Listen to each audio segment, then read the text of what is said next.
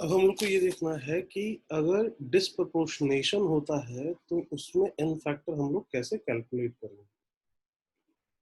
Disproportionation का मतलब हमें पता ही है कि अगर एक ही सब्सटेंस का ऑक्सीडेशन और रिडक्शन दोनों होने लगे तो उसमें एन फैक्टर कैसे कैलकुलेट किया जाता है ये हम लोग देखते हैं। पहले डिस्प्रपोर्शनेशन का एग्जांपल, जैसे हम लोग ये Cl2 का रिएक्शन करा रहे हैं और इससे बना रहे हैं Cl माइनस और ClO3 माइनस। क्लोरीन यहाँ जीरो ऑक्सीडेशन स्टेट में है, यहाँ पे क्लोरीन का ऑक्सीडेशन नंबर -1 है और यहाँ पे उसका ऑक्सीडेशन नंबर +5 है।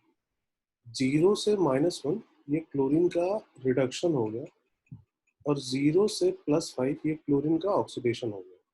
तो क्लोरीन का ही रिडक्शन भी हो रहा है और उसी का ऑक्सीडेशन भी हो रहा है।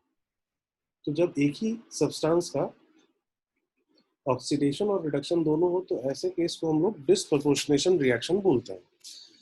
अब डिस्प्रपोर्शनेशन में हम लोग एन फैक्टर कैसे निकालेंगे, तो जैसा अभी तक करते आए थे टोटल चेंज, वो वाली चीज यहाँ पे नहीं होगी।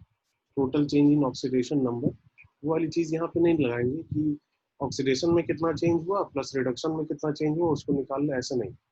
यहाँ पे अलग तरीका होता है। यहाँ पे एन फैक्टर निकालने के लिए ये फॉर्मूला हम लोग यूज करेंगे, N factor is equal to n1 n2 upon n1 plus n2।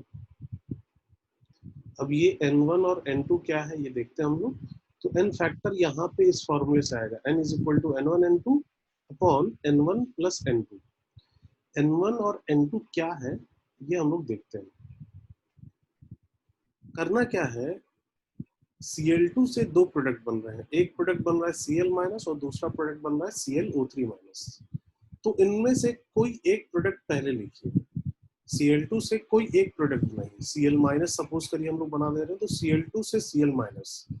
अब ये देखा जाए तो सिर्फ रिडक्शन वाली रिएक्शन रह गई और इसमें एन फैक्टर हम लोग निकाल ही सकते हैं, अभी तक निकालते ही आए हैं।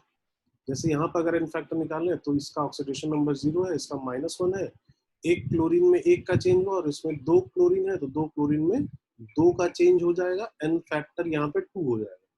तो इसको हम लोग नाम दे देंगे n1। n1 is equal to 2 हो जाएगा।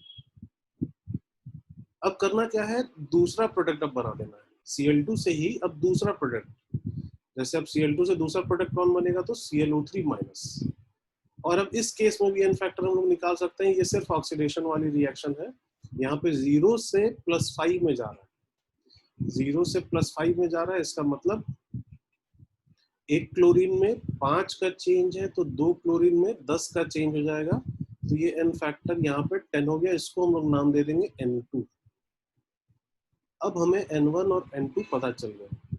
तो n1 और n2 कैसे निकालना है ये बात समझ में आ रही है। n1 और n2 निकालने के लिए क्या करना है, तो उस सब्सटेंस से पहले एक प्रोडक्ट बनाएंगे, उसका एन फैक्टर निकालेंगे, उसको नाम देंगे n1।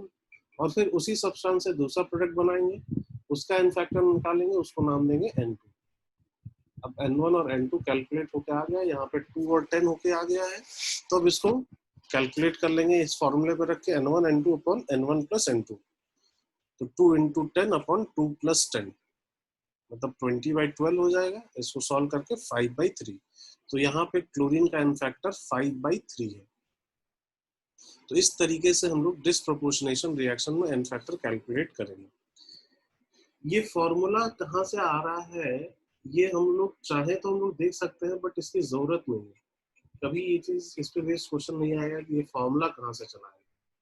इसको याद रखने की जरूरत है बस कि ये फॉर्मूला होता है n is equal to n1 n2 upon n1 plus n2।